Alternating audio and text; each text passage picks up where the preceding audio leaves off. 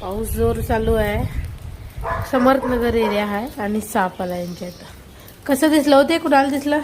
तिथं असंच थांबलेले हा. बाळाला सोबत हा, मग असं येऊन आतमध्ये गेले. बाहेर येऊन आतच बसलो ना. बाहेर येऊन आतमध्ये गेले. तर बघू शकता साप कसा बसलाय.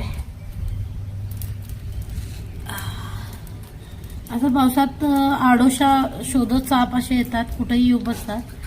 त्यामुळे काळजी घ्या. अशा कुंड्या वगैरे यांनी ठेवलेल्या आणि तिथं आडोशाला तो येऊ बसला. आता पकडूया आपण.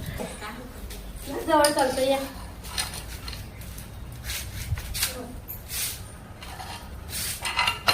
बघू शकता नाग आहे, किती रागीट आहे. छोटूसा नागाचा पिल्लू आहे.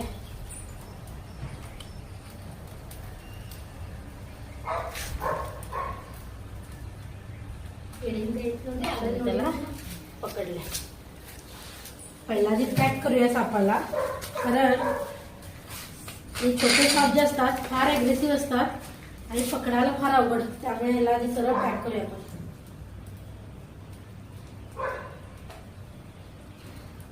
बघा कसं वरती वरतीच यायलाय.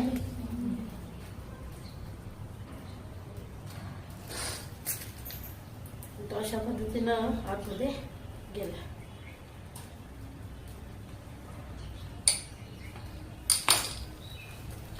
छोटे साप पकडायला फार अवघड नेहमी आम्ही म्हणतो, कारण मोठ्या सापापेक्षा छोटे सापांमध्ये जे विष असते ते हाय क्वालिटीचं विष असतंय.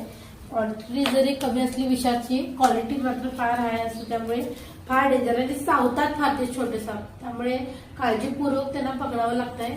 पावसात अशी पिल्ली वगैरे जास्त प्रमाणात बाहेर येतात सापाची, कारण अंडी उघडल्यानंतर पिल्ली जी येतात बाहेर ती इकडे तिकडे फिरतात. इथं कुठं तर नागाने वगैरे पिल्ली अंडी घातला असेल तर ती कुठेही आडोशा शोधत होतं पावसात. पण आम्हाला जसं त्रास होतोय पावसात तसं सापांना सुद्धा होतोय.